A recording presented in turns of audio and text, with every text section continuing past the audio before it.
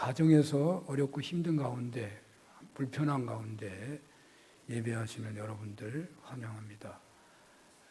갑절에 더 집중이 있어야 하겠습니다. 우리 다 같이 묵상함으로 하나님 앞으로 나아가시겠습니다.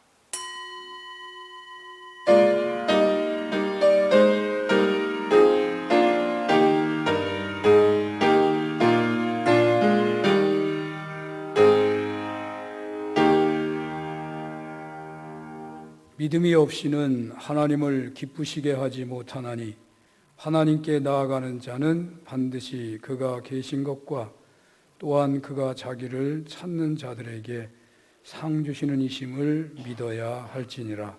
믿음으로 노아는 아직 보이지 않는 일에 경고하심을 받아 경외함으로 방주를 준비하여 그 집을 구원하였으니 이로 말미암아 세상을 정죄하고 믿음을 따르는 의의 상속자가 되었느니라. 할렐루야. 하나님 아버지, 이 시간 주님 앞에 예배하게 되어 감사합니다. 저희를 구원하여 주시고 자녀 삼아 주시고 주님 믿는 자로 사명을 온전히 감당하기를 원하셔서 저희들에게 안식을 주시고 능력을 덧입혀 주시기를 원하셔서 하나님 예배자로 불러주시는 줄로 믿습니다. 이 시간 주님 주의를 성수하며 예배하는 모든 심령마다 세상에서 하나님의 품에 거하게 되는 안식을 허락하여 주시고 아버지 하나님 그 안식을 누리는 가운데 죄 용서함을 받으며 주님의 부활의 그 놀라운 새 생명으로 새롭게 되는 시간 되게 하여 주시옵소서. 질병을 치료하여 주시고 코로나 사태 한국교회 앞장세워 해결해 주시고 각자의 무거운 짐 하나님 내려주시고 간절한 간구 들어주시옵소서. 예수님 이름으로 기도합니다. 아멘.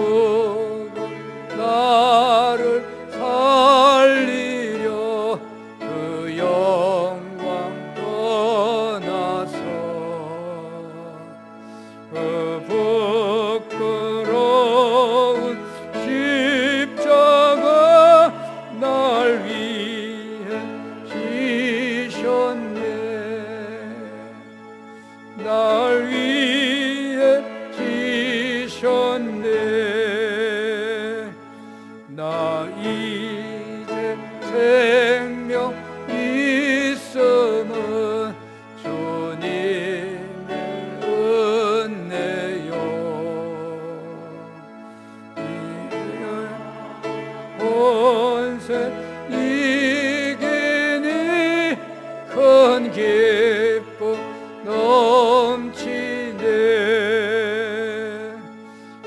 이런 기쁨 넘치네.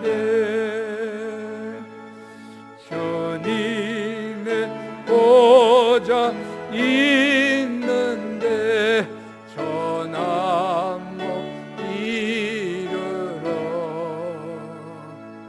그 영광 몸소 배울 때 내 기쁨 넘치리.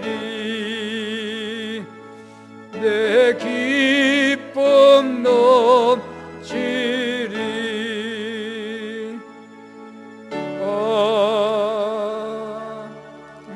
아멘. 교동문은 84번입니다. 교동문은 84번입니다. 믿음은 바라는 것들의 실상이요 보이지 않는 것들의 증거니 믿음으로 모든 세계가 하나님의 말씀으로 지어진 줄을 우리가 아나니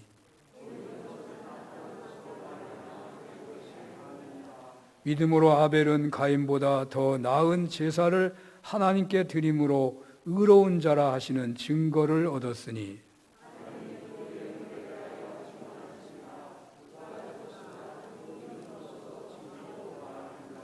믿음으로 에녹은 죽음을 보지 않고 옮겨졌으니 하나님이 그를 옮기심으로 다시 보이지 아니하였느니라.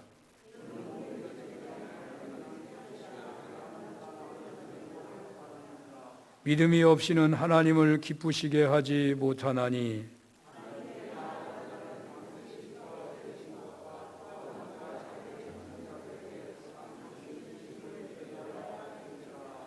아멘.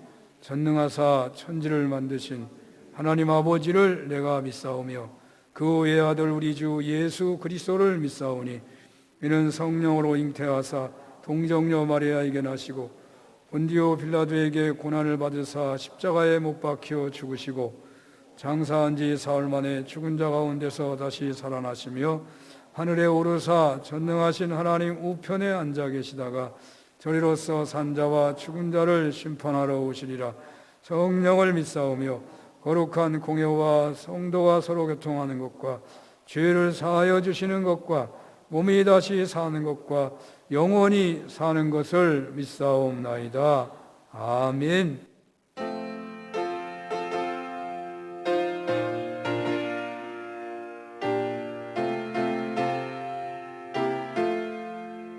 날 대속하신 예수께 내 생명 모두 드리니 늘 진실하게 하소서.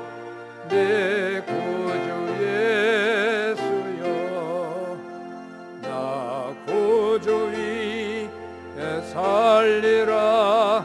내 기쁨 한량 없으리. 내 갈 길이 또 하소서. 내 구주 예수여 날 구원하신 예수를 일평생 의지하오니 날 영접하여 주소서. 내 구주 예수여 나 구주 위에 살리라. 내 기쁨 한량 없으리. 내 갈 길이 또 하소서. 내 구주 예수여 주 십자가 달리사 날 자유하게 했으니 내 몸과 마음을 주 위에 다 쓰게 하소서. 나 구주 위에 살리라. 내 기쁨 한량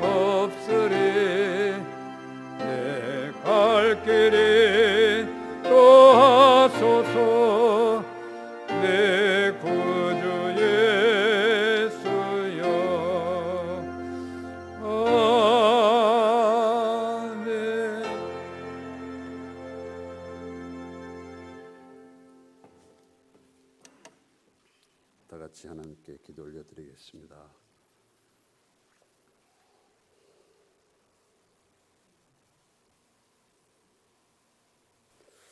우리 생명의 주인이 되신 거룩하신 하나님 아버지, 오늘 또 우리들의 정성어린 찬양과 경배와 영광을 올려드리오니 기뻐 받아 주시옵소서.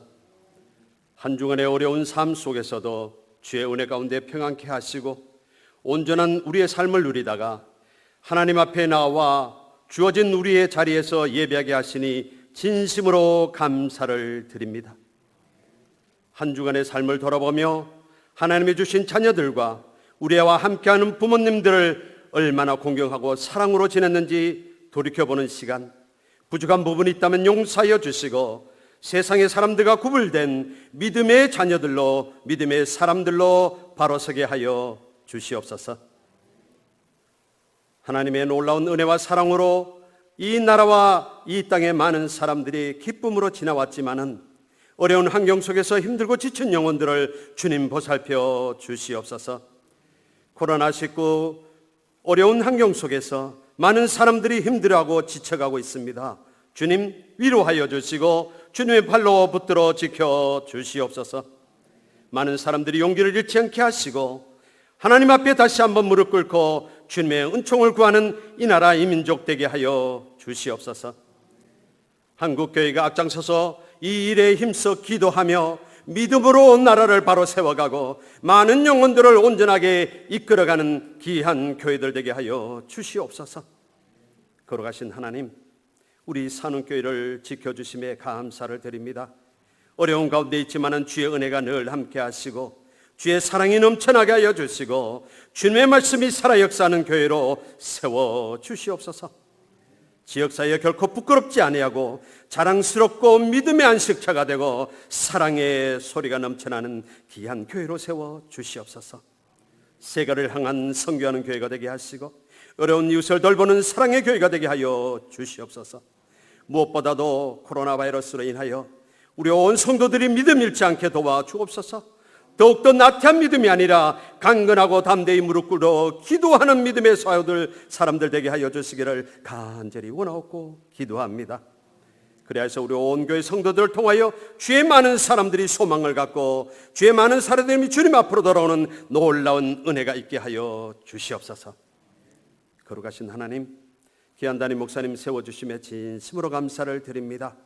연약한 육신을 강건하게 지켜 주시옵소서. 사람의 몸은 나이가 들어 연약해질지라도 우리 하나님의 능력의 팔로 붙드시면 강건하여 세워주신 그 하나님의 일들을 감당하실 줄 믿사오니 주여 능력의 사자로 든든하게 세워주시옵소서. 말씀을 준비하실 때 생명의 말씀이 사랑하는 귀한 성도들에게 이 땅을 살아가는 데 필요한 진리의 말씀이 증거되도록 도와주시옵소서. 목회 계획을 가지고 준비하고 나아가실 때에 하나님 그 계획을 인도하셔서 이루어 주시고 영광 받아 주시옵소서. 함께 섬기는 부목사님과 전도사님, 성령께서 강건하게 붙드시고 지혜와 능력을 더하여 주시고 맡은 사역에 조금 더 부족함이 없도록 주님 보살펴 주시옵소서. 사랑의 하나님, 귀한 우리 교회 성도들을 위하여 간구를 드립니다. 특별히 나이 많으신 우리 어르신들, 주님 연약해지지 않도록 지켜 주옵소서. 정신이 맑고 식사도 잘 하시고 하고자 하는 모든 일들이 기쁨이 넘치고 아버지 하나님 앞에 서는 그날까지 기도하는 어른들로 주님 앞에 믿음으로 바로 세워지는 귀한 어른들 되게 하여 주옵소서. 저희들도 어른들 잘 공경하고 예배하는 그날까지 기쁨으로 지나실 수 있도록 주님 도와주시옵소서. 5월은 가정의 달입니다. 부모들은 자녀들을 정말 말씀으로 사랑으로 믿음으로 양육하고 믿음의 유산을 남기는 부모들 되게 도와주시옵고 사랑하는 자녀들은 부모를 공경하며 아버지 하나님 부모님에게 주신 은혜를 사랑으로 기쁨으로 보답해드리는 귀한 자녀들 되게 하여 주옵소서. 사랑하는 가정들의 기도하는 제목들이 있습니다. 믿음의 구원을 위하여 기도합니다. 자녀들을 위하여 기도합니다. 아버지 하나님 군에 나가 있는 자녀들, 또한 아버지 하나님은 해외 나가 있던 자녀들 무사히 돌아오게 하시고 함께하게 하시니 감사합니다. 아버지 하나님 직장을 위하여 기도합니다. 아버지 하나님, 결혼을 앞두고 기도합니다. 주여 들어 응답하여 주시고 기쁨으로 채워지는 축복의 가정들이 되게 하여 주옵소서. 무엇보다도 예비하고 찬양하는 가정들, 하나님의 영광을 온 이웃들에게 증가하는 아름다운 가정들이 되게 도와주시옵소서. 하나님의 교회를 섬기는 귀한 손길들 많이 있습니다. 주여 저들의 손길을 축복하시고 하나님의 교회의 귀한 일꾼으로 더욱 돈독히 세워지도록 은혜로 붙들어 주시옵소서. 오늘 또 우리들의 올려드리는 귀한 예배 받으시고 우리의 아름다운 모습이 주님의 영광이 되고 우리에게는 크신 은혜와 사랑으로 채워지는 축복의 시간으로 주님 역사하여 주시옵소서. 이 한 시간 온전히 주님께 올려드려오며 나의 구주 되시고 축복하시고 인도하시는 예수 그리스도의 이름으로 간절히 기도 올려옵나이다.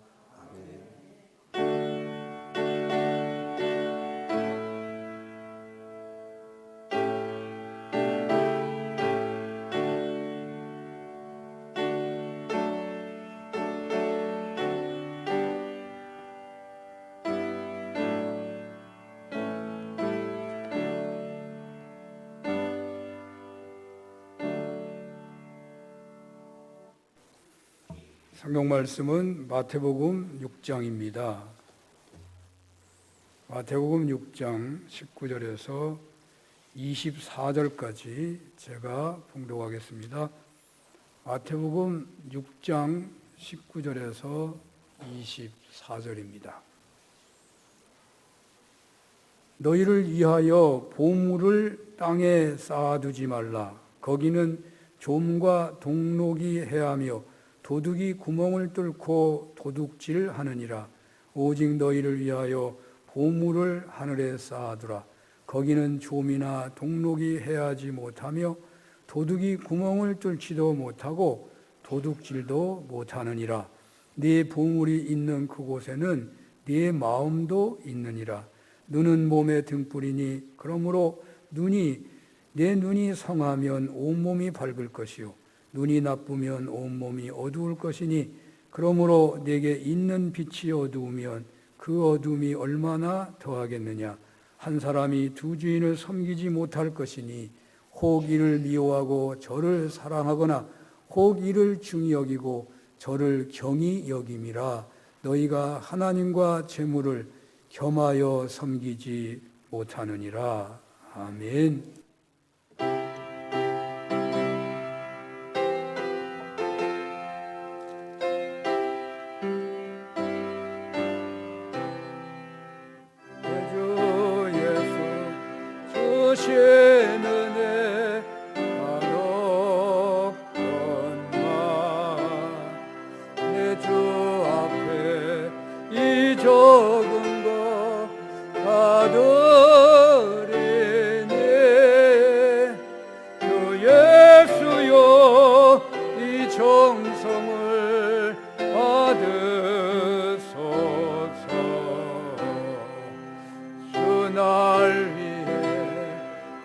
보배로운 피 흘리사 극이하신 생명까지 다 주시네. 내 천함모 이 생명을 왜 아끼랴. 주 예수께 빚진 것이 한없건만 나 주위에 드린 것은 참 적으니 주 예수여 너그럽게 옵소서. 날 위하여 십자가에 피 흘리신 주 예수의 은혜로서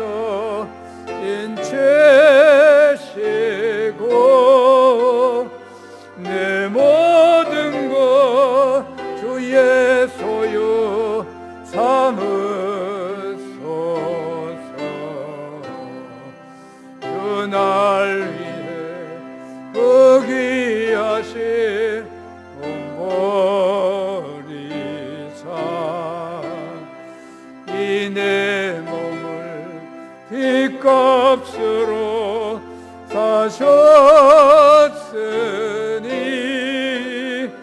내 생명도 주 예수께 바칩니다.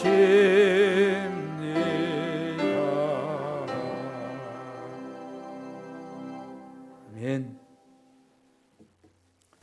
마태복음 6장 19절에서 24절 본문으로 보물을 하늘에 쌓아두라 라는 제목으로 주님의 말씀을 증언하겠습니다.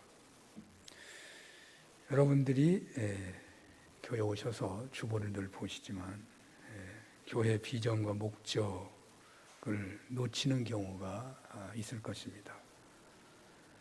저는 웬만하면 비전과 목적이, 그러니까 비전이 달성되면 새로운 비전이 나올 수 있겠지만 그런 목적은 거의 바뀌지 않습니다. 제가 이 교회에서 세운 이 목적은 아마 목회를 마칠 때까지 계속 갈 것입니다. 여러분 주보 뒤에 목적을 한번 보시기 바랍니다.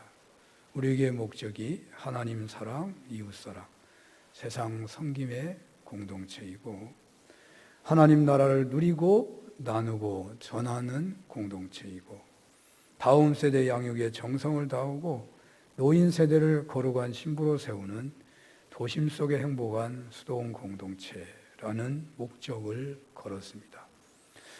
제가 오늘 이 목적을 언급하는 것은 이 교회의 목적, 이 목적을 가진 교회 공동체의 헌장 혹은 이상이라고 할 만한 말씀이 저는 산상수훈이라고 보고 있습니다. 다른 교회 성도들도 산상수훈을 중요하게 여기지만 우리 산운교회 성도님들은 이 산상수훈이 헌장이다 이렇게 생각하시고 아마 산상수훈을 보시는 줄로 알겠습니다. 지지난 주일까지 구제와 기도와 금식을 주제로 해서 참된 신앙의 길에 대한 말씀을 나눈 바가 있습니다. 오늘부터 주어진 말씀은 참된 신앙인으로 살아간다고 해도 세상 한복판에서 피할 수 없는 세상의 유혹에 대해서 주님이 말씀하고 계십니다. 그 유혹 중에서 첫 번째를 생각해 본다면 세상에 보물을 쌓으라는 유혹입니다. 이 세상에 발을 딛고 살아가는 사람이라면 누구나 다 이 세상에서 안전을 추구하고 평안을 추구하고 성공을 추구하기 때문에 세상에 보물을 쌓아 놓아야만 한다는 것이 가장 중요한 가치관 중에 하나가 되어서 세상에 보물을 쌓게 되면 결국은 세상에 매여버리게 된다고 하는, 그러므로 세상에 보물을 쌓으면 안 된다라고 말씀하고 있는 것입니다.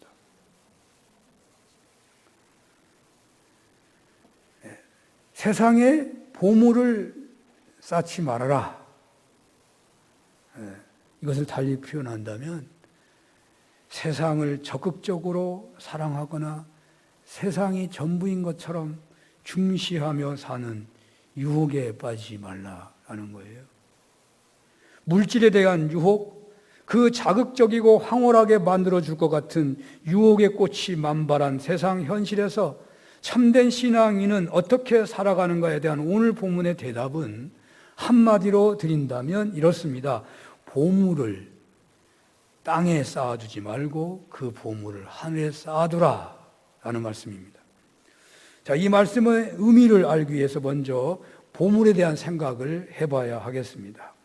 보통 우리들은 보물하면 돈이 가장 먼저 떠오를 것입니다.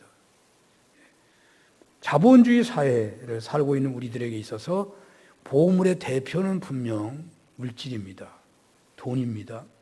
그러나 보물이 돈으로 환산할 수 있는 그런 성질을 가지고 있기는 하지만 이것만을 말하게 되면 본문의 본질이 조금 흐려질 수가 있습니다. 왜냐하면 보물을 물질로만 본다면 보물을 하늘에 쌓아두라는 말씀은 단지 돈이 있는 사람에게만 해당되는 말씀이고 가난한 사람에게는 전혀 상관이 없는 말씀이 되어버릴 수가 있기 때문입니다. 보물을 땅에 쌓아서 마음을 땅에 빼앗기는 비극적인 신앙인도 오직 부자에게만 해당되는 것이고 가난한 사람에게는 해당이 안 된다는 결론이 날 수도 있기 때문입니다. 그러나 이 말씀은 부자든 가난하든 어떤 처지에 놓여 있든 다 해당되는 말씀이라고 봐야 합니다. 가난해도 아무것도 없는 사람은 없고요. 또 빚이 많다고 해도 아무것도 없다고 할 수는 없습니다. 빚도 일종의 자본으로 보는 경우가 많잖아요.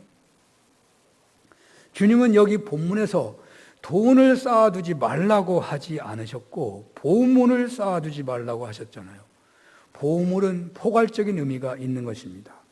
돈이라는 물질이 대표적이기는 하지만 어떤 사람은 돈의 유혹을 많이 받지 않고 오히려 명예나 권세 이런 데 유혹을 받는 사람도 있습니다. 또 주님은 우리들의 그 어떤 소유물에 관심을 가지고 계신 것이 아닙니다. 그 소유물에 관심이 있으셔서 주님께서 보물을 하늘에 쌓으라고 하시는 것이 아닙니다. 우리가 자신의 소유물, 자신들이 소유한 보물에 어떠한 태도를 갖느냐를 주님은 관심하고 있는 거예요. 보물에 대한 태도, 보물과 자신과의 관계성, 바로 이것은 이 세상에서의 삶의 자세를 보여주는 것이기 때문에 부에 대한 어떤 태도를 가지냐에 따라서, 물질에 대한 어떤 태도를 가지냐에 따라서 죄가 되기도 하고 선이 되기도 하는 것이죠. 하나님께 쓰임받기도 하고 쓰임 못 받기도 하는 것이죠. 물질 자체가 죄는 아닌 것입니다. 그러므로 이 세상에서의 신앙의 삶의 자세에 대해서 주님은 관심을 갖고 주시하고 계시는 거예요. 주님은 여기 본문에서 이 세상에만 속해 있는 것에서 주된 만족을 얻는 사람을 주시해 보면서 말씀하고 있는 거예요. 늘 육적인 삶에만 관심을 갖고 사는 사람에게 경고하고 있는 거예요. 오직 이 세상에만 속하여 있는 것들로부터 만족을 얻으며 그것을 위해 살고 있는 사람들에게 주님은 경고하고 있는 거예요. 이렇게 보면 이것은 단순히 재물의 소유라는 것보다는 훨씬 광범한 범위까지 포함되는 것이죠. 우리는 가난하든 부하든 보통이든 어떤 모양, 어떤 형태의 보물들을 나름대로 다 가지고 있다고 봐야 합니다. 돈일 수도 있고 아닐 수도 있습니다. 자녀가 보물인 가정도 있고 새로 지은 집이 보물일 수 있고 남편이나 아내 혹은 재능이 은사가 방금 전에 산 무슨 승용차가 보물일 수도 있는 것입니다. 보물은 바로 그것을 자랑스럽게 여기는 것이고 그것만을 위해 사는 것처럼 보이는 것입니다. 이렇게 그것이 무엇이든지 크든지 작든지 그것이 우리 자신의 모든 것이 된다면 그것이 곧 보물이고 우리는 바로 그 보물을 위해서 살고 있다고 해야 할 것입니다. 바로 이 보물을 위해 살고 보물에 매여서 살고 이 보물을 더 쌓기 위해서만 산다면 그것이 바로 보물을 땅에 쌓는 것이라고 말씀하시고 있는 거예요. 주님은 이러한 땅의 보물이 신앙인인 우리의 보물이 되어서는 안 되겠기에 이 보물을 땅에 쌓아두지 말라고 하시는 것입니다. 그렇다면 보물을 어떻게 해야 하겠습니까? 주님께서는 네 보물을 하늘에 쌓으라 이렇게 말씀하셔요. 내 보물을 하늘에 쌓아둔다는 것은 어떤 의미이겠습니까? 먼저 이 말씀을 이해하는 데 도움이 되는 말씀들을 좀 해본다면 먼저 누가복음 16장에 불의한 청지기의 비유에서 살펴볼 수 있죠. 이 비유의 핵심은 한마디로 불의한 재물로 친구를 사귀라. 그리하면 너희가 결핍할 때에 그것들이 너희를 영원한 처소로 영접할 것이다 라는 말씀이죠. 이것을 쉽게 말한다면 여러분들이 재물이 있다면 여기 이 세상에 있을 때 곧 살아 생전에 하나님의 일에 선한 일에 사용하라는 말입니다. 그것이 보물을 하늘에 쌓는 것이다. 마태복음 25장에서 예수님께서는 양과 이리를 비유하면서 이렇게 말씀하시죠. 그 결론을 생각해 본다면 너희가 여기 내 형제 중 지극히 작은 자 하나에게 한 것이 곧 내게 한 것이니라. 또 지극히 작은 자에게 베푼 선행은 바로 하늘에 쌓이는 보물이 된다. 그렇게 말씀하시는 거예요. 또 요한복음 6장 27절에 보면 주님은 썩을 양식을 위해서 일하지 말고 영생토록 있는 양식을 위해서 일하라고 하셨습니다. 바로 이 말씀도 보물을 하늘에 쌓아두라는 말씀의 또 다른 명령입니다. 주님께서는 이렇게 보물을 하늘에 쌓으라고만 말씀하시지 않아요. 보물을 하늘에 쌓으면 좋으니까, 절대로 손해보지 않으니까, 도둑도 들지 않고 좀도 먹지 않으니까, 그래서 그 보물이 계속 늘어만 나니까 쌓으라는 의미보다는 우리를 위해서 쌓으라는 것이죠. 그래서 그 이유를 말씀하셔요. 우리 19절에서 20절 한번 읽어보겠습니다. 속으로 읽어도 되고요. 제가 읽어보겠습니다. 19절에서 20절. 너희를 위하여 보물을 땅에 쌓아두지 말라. 거기는 좀과 동록이 해하며 도둑이 구멍을 뚫고 도둑질하느니라. 문을 하늘에 쌓아두라. 거기는 좀이나 동록이 해하지 못하며 도둑이 구멍을 뚫지도 못하고 도둑질도 못하느니라. 아멘. 예수님은 보물을 하늘에 쌓아야 하는 그 이유를 설명하기를, 땅에 보물을 쌓으면 종과 동록이 해하고 구멍이 뚫고서 도둑들이 도둑질을 한다는 것이죠. 이 땅의 보물이란 영원한 것이 아니고 지나가는 것이라는 말씀이에요. 물론 오늘날은 과학, 물질 이런 문명이 발달해가지고 옛날에는 부자가 3대 가기 어려운데 오늘날은 몇 대 가는 경우도 있는 것 같긴 합니다만은, 좀이 나고 동이 생기고 도둑질을 당하게 되기에 세상에 쌓은 보물은 결코 만족을 주지 못한다는 것입니다. 잠시 즐길 수는 있고 잠시 관심은 가질 수 있지만 영원하지 않다는 것이죠. 여러분이 이 말을 아시죠?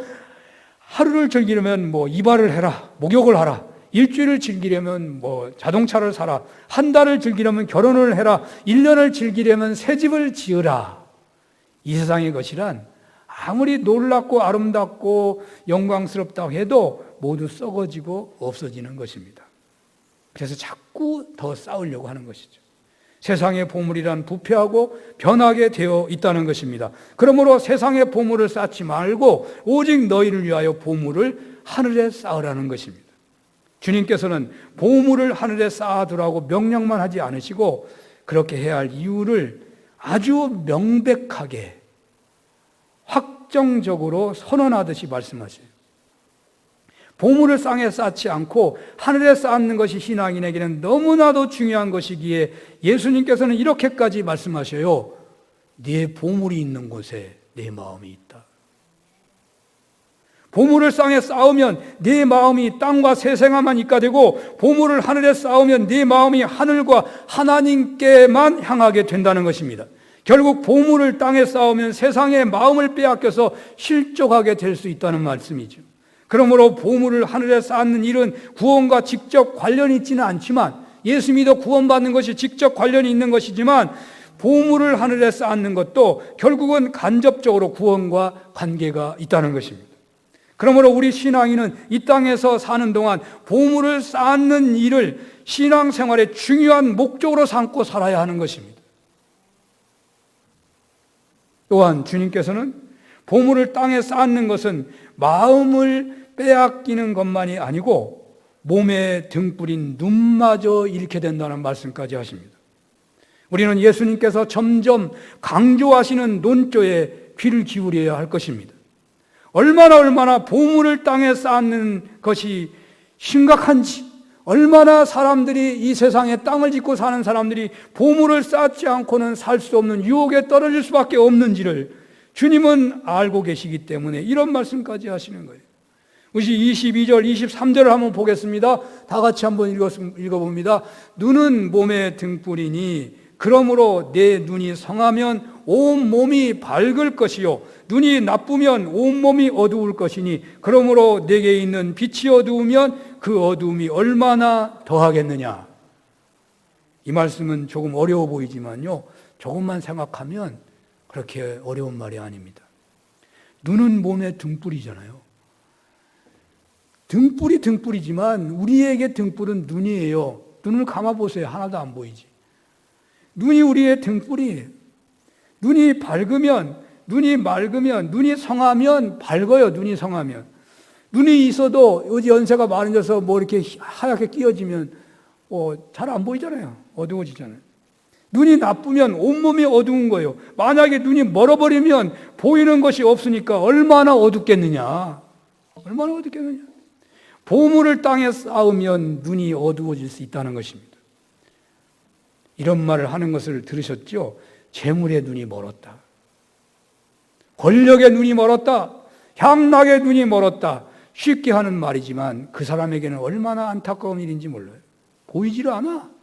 돈의 눈이 멀어가지고. 그렇습니다. 보물을 땅에 쌓는 삶을 살게 되면 결국 그 마음도 빼앗기는 것이라는 거예요. 근데 마음만 빼앗기는 것이 아니라 정신까지도 빼앗기게 돼요. 눈까지도 멀게 되는 만큼 보물은 꼭 하늘에 쌓으라는 말씀입니다. 그렇습니다. 아무리 땅에 보화가 많이 쌓여 있다고 해도 눈이 멀었다면 그게 무슨 의미가 있는 것이겠습니까?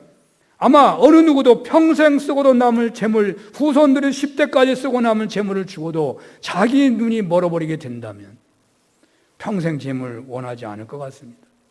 이제 예수님께서는 여기서 멈추지 않고 한 걸음 더 들어가십니다. 보물을 땅에 쌓고만 살게 되면 마음을 빼앗기고 그리고 정신도 빼앗기는데 여기에 머물지 않고 그 보물을 섬기는 종이 될 수 있다고 경고하십니다. 이 경고를 예수님께서는 어떤 경우에도 한 사람이 두 주인을 섬길 수 없다라는 말씀으로 하십니다. 여기서 우리는 섬긴다는 낱말에 주의해야 합니다. 이 말씀은 이것들이 우리에게 행사하는 무서운 지배력을 보여준다는 거예요. 우리를 지배해버린다는 거예요. 이것은 우리의 전 인격에 영향을 주기까지 한다는 것입니다. 얼마나 정확한 말씀인지 모릅니다. 진리의 단체인 기독교 교단이 다투다가 실컷 싸우다가 갈라지는 것도, 주님을 머리로 모신 교회 공동체가 분란을 일으키는 것도 그 중심에는요, 물질 문제가 있어요. 그 분란의 계기가요, 거의 물질과 관계에 있는 것이 사실일 것입니다. 이 세상의 정치, 세계의 질서, 돈의 가치에 따라서 움직입니다. 제가 지난주에 총회 공천위원회에 갔다 왔는데 총회가 뭡니까? 예수 잘 믿는 사람들이 모이는 데가 총회예요. 그래서 더 잘 믿기 위해서 하는 거예요. 공천에 가가지고 공천하는데 거의 오전에 12시까지 가가지고 4시까지, 5시까지인가 했는데 그 시간에 거의 3분의 2는 돈과 관련된 연금재단 이사 공천의 시간을 다 보내야 했습니다. 거기에만 관심이 있나? 예를 들어서 노회록 검사하는 분을 뽑자. 아무도 안 하려고 그래. 아무 노예도 안 한대. 그런데 연금재단 관리하는 이사를 뽑는 데는 몇 시간이고 다퉜어요. 보물과 물질은 눈만 멀게 하는 것이 아니고 그 사람의 인격까지도 영향을 주는 것입니다. 그래서 예수님은 한 사람이 두 주인을 섬길 수 없다고 하신 것입니다.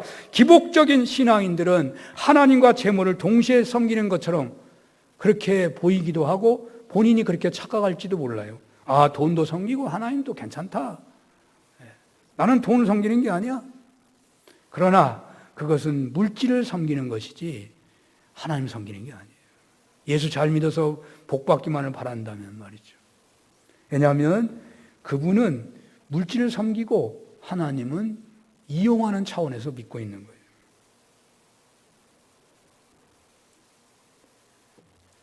두 주인을 섬기지 말라는 것은 하나님과 재물은 동시에 섬길 수 있다는 생각은 어리석다는 것을 말하고 있는 거예요. 두 주인을 섬기지 말라. 하나님과 재물 난 같이 섬길 수 있어. 그거 어리석다. 될 수 없다는 말이에요. 그럴 수 없다는 말입니다. 재물을 미워하면 하나님을 사랑하는 것이고 재물을 중히 여기면 하나님을 경히 여길 수밖에 없다는 것입니다. 보물을 땅에다 쌓는 것은 하나님을 섬기하는 신앙인은 결국은 보물을 섬기는 것과 같은 결과를 낳기 때문에 결단코 보물을 하늘에만 쌓으라는 것입니다. 보물이라는 것은 종국에 우리네 전 인격에 영향을 주어서 종로로 타기까지 만드는 것이므로 수차례 설명을 하시면서 보물을 하늘에 쌓으라고 예수님께서 말씀하고 있으신 것입니다. 이 말씀은 나더러 주여 주여 하는 자마다 다 하늘나라에 들어가는 것이 아니고 하늘에 계신 내 아버지의 뜻을 행하는 자라에 들어간다는 말씀과도 연결이 돼요. 주여 주여 하여 주님의 이름을 부르지만 이러저러한 모양으로 재물을 섬기는 태도를 보인다면 그거보다 더 주님을 마음 아프게 하는 것은 없을 것입니다. 그러나 문제는 우리가 너무나 쉽게 이러한 죄에 넘어진다는 것입니다.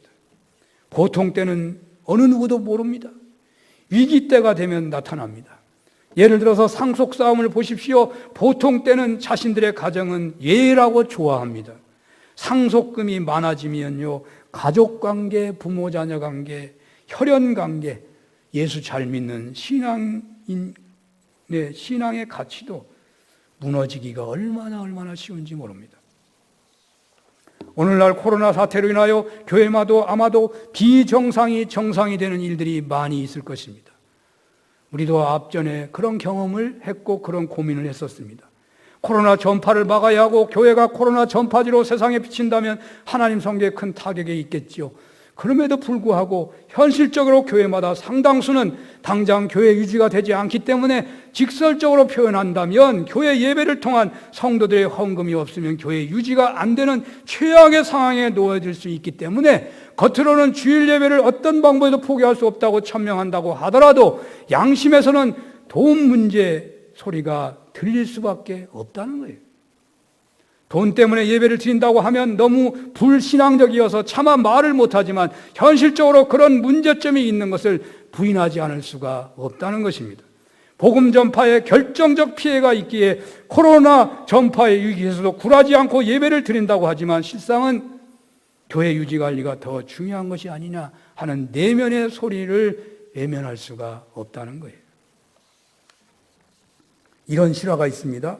한 농부 이야기예요. 이거 실화더라고. 어느 농부가 어느 날 자기 소가 2마리 새끼를 낳았어요.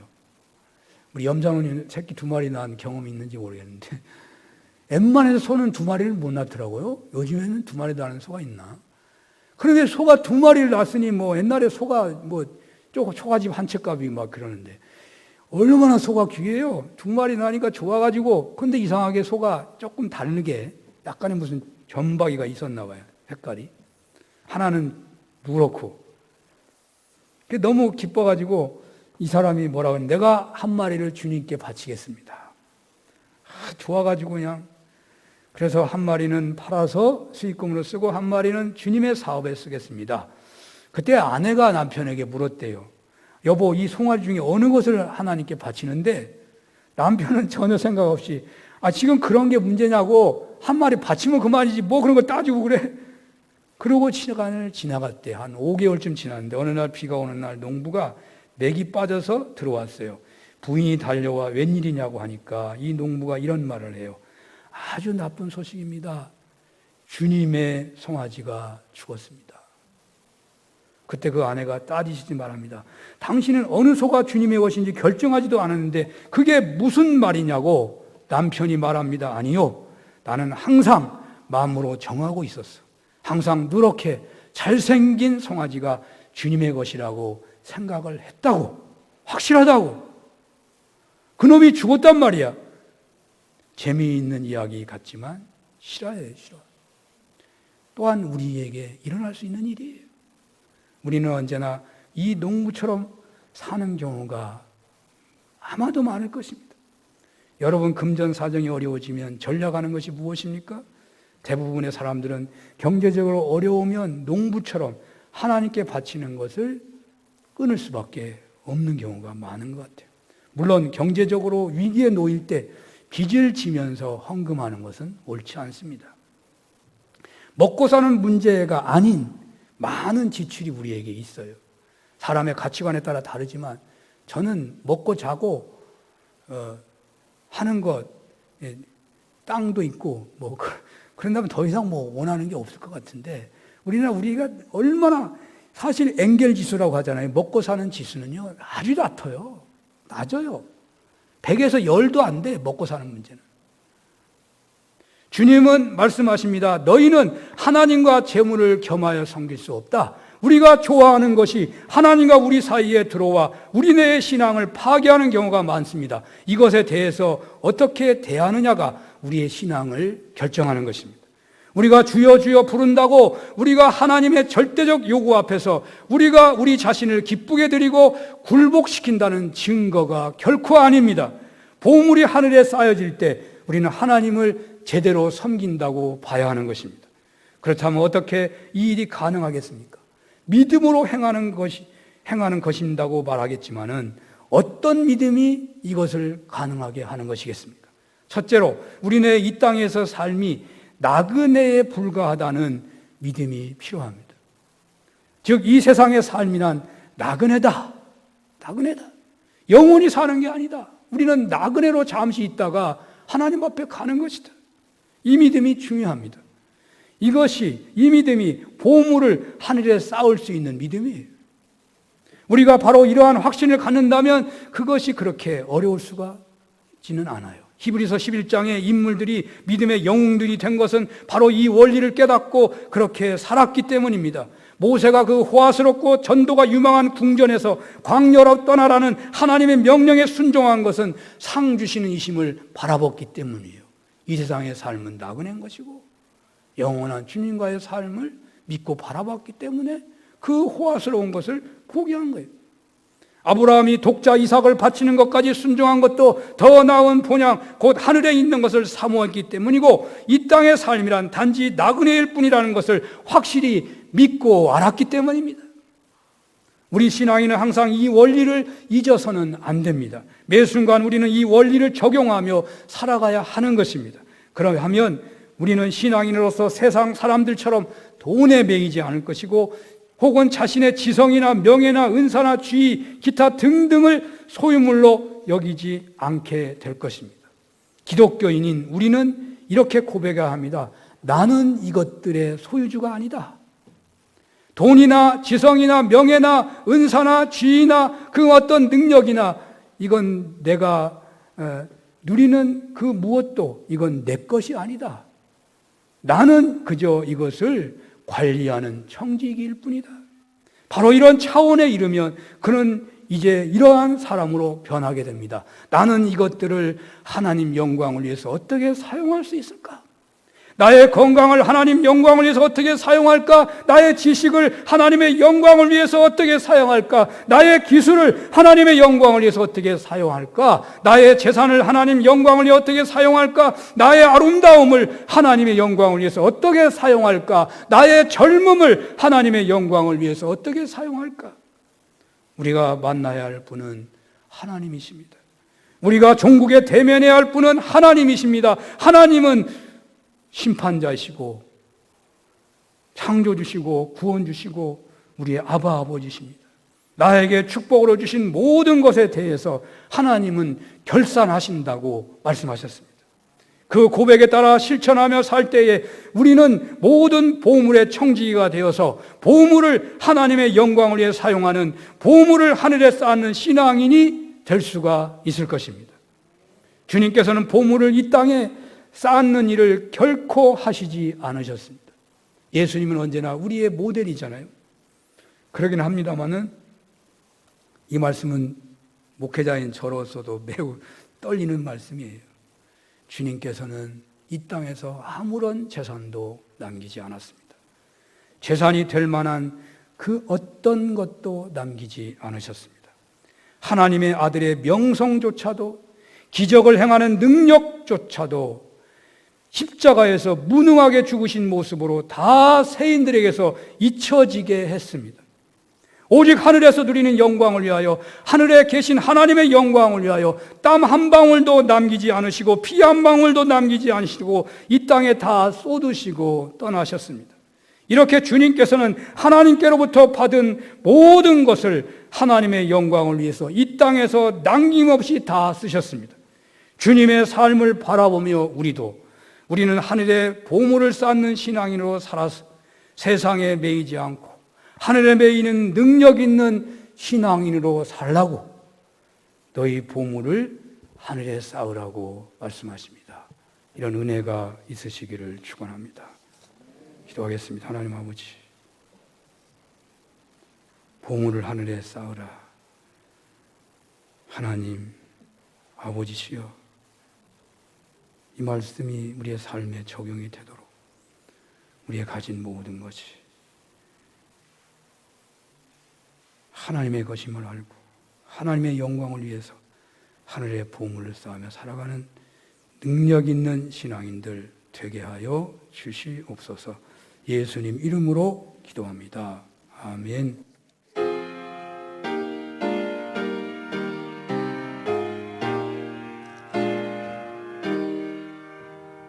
세상의 헛된 신을 버리고 하나님 이름 높여 기리세. 온 천하 백성 모두 나와서 다 같이 하나님만 섬기세. 세상의 헛된 우상 버리고 인간의 모든 부귀영화와 거짓과 불의 모두 버리고 온전히 하나님만 섬기세.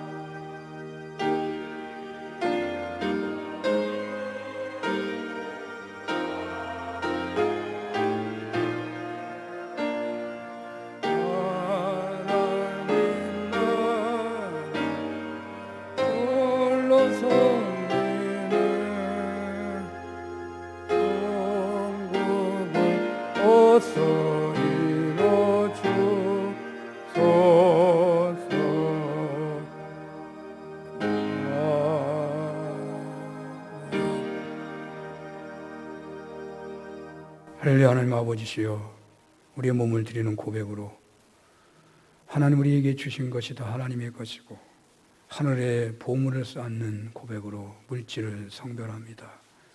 11조를 하나님 받아주시고 황충이 먹거나 기한들에 떨어져 손해보지 않게 하시고 나머지 아합을 친히 주님의 권능의 손으로 역사하셔서 하나님 하늘에 보물을 쌓는 거룩한 부자들 되게 하여 주시옵소서. 감사의 정성을 받아주시길 원합니다. 그 눈물과 간구를 들어 주시옵소서. 하나님 일천번제와 성경원금, 건축원금, 보통의원금, 부활절 감사원금 드리오니 기뻐 받아주시고 하나님 위기 때마다 오히려 감사하게 되는 은혜가 있게 하여 주시옵소서.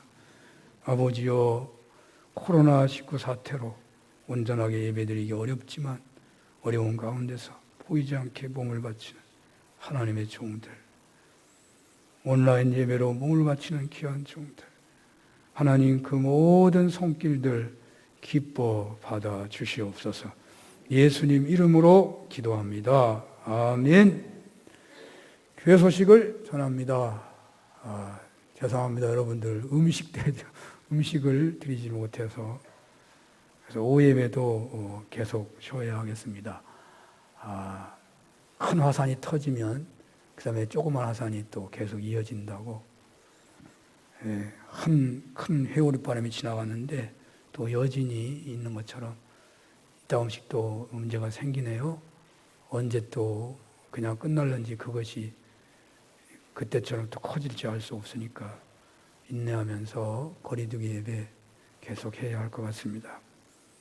어린이들, 학생들은 어른들보다 훨씬 주의력이 떨어집니다. 여러분들의 특별한 기도와 섬김이 있어야 하겠습니다. 지정일 장로님이 많이 회복이 되셔서 주보에 뺐는데 아직 퇴원은 하지 않았습니다.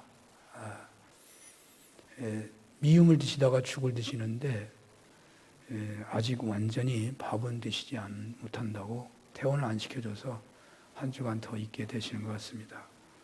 여러분 더욱 기도해 주시기 바라고요. 오늘 위례창곡교회가 취임식과 은퇴식을 하는데 4시에 합니다.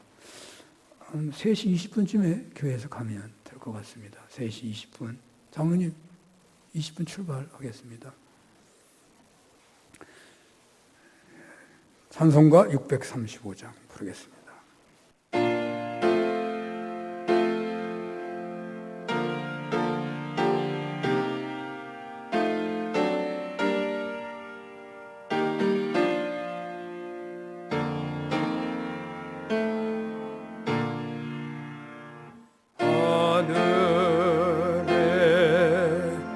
대신 아버지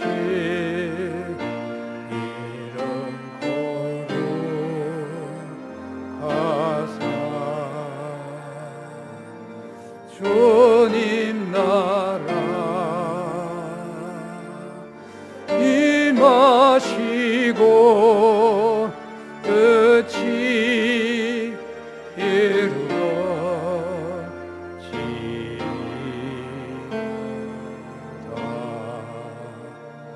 일용할 양식 주시고 우리들의 큰 죄 다 용서하옵시고 또 시험에 들게 마시고 악에서 구원하소서. 대개 주의 나라 주의 권세 주의 영광 영원히